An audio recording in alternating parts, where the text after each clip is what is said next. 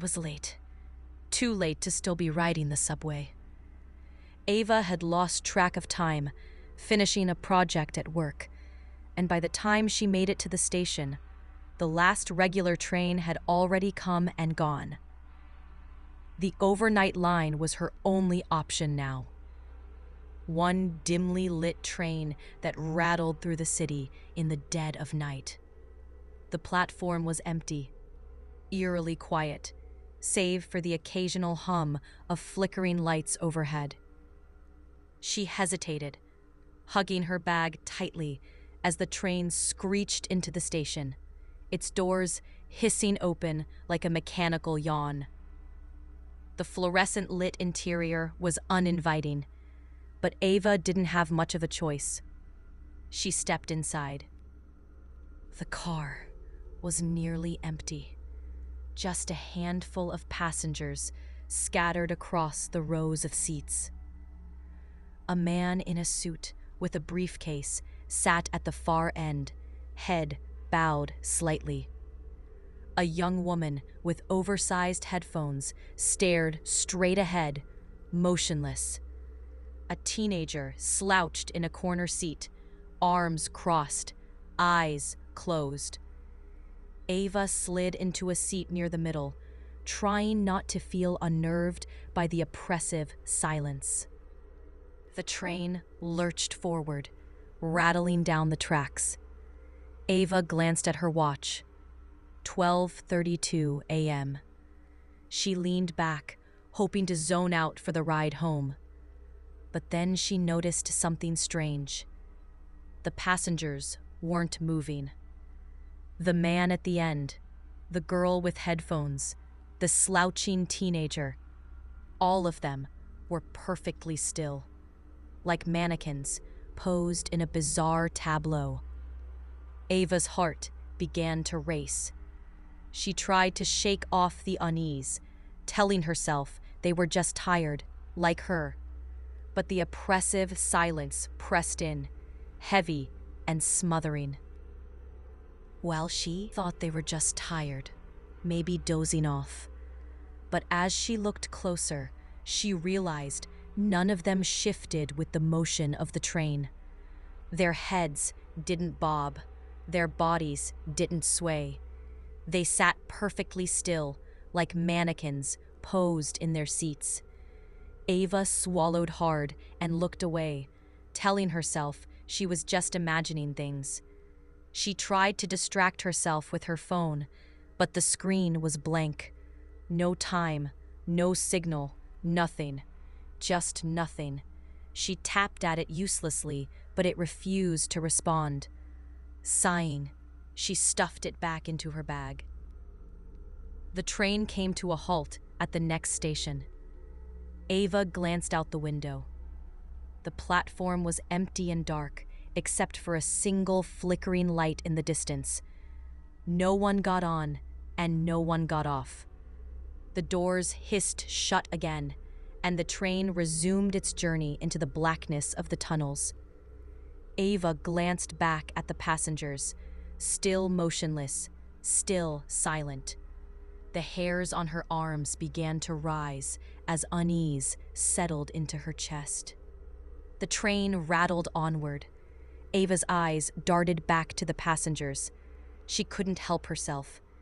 The man in the suit, the young woman, the teenager. They were all still frozen in place, their faces blank, their heads resting unnaturally still on their laps. None of them blinked, not once. Her heart began to race. She shifted in her seat, hoping someone would move or adjust their posture, glance out the window, anything to prove they were real. But the longer she stared, the stranger it became. The train came to a stop again. Ava leaned forward, scanning the platform. It was dark and empty. The whisper of a breeze drifted through the door, but no one moved. She turned back to the passengers, and that's when she noticed it. The man in the suit, his head had turned. It moved so slowly, she almost didn't notice. but his dull, unfocused eyes were now staring directly at her. Ava froze, her breath caught in her throat as panic began to rise.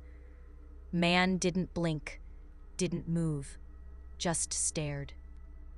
She jumped up from her seat, gripping the cold metal pole for support.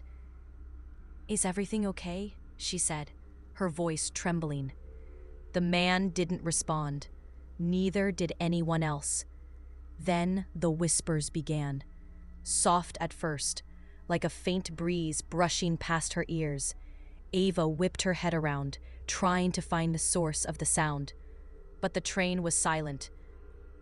The whispers grew louder, circling her, incomprehensible words muttered in voices that didn't belong to the passengers.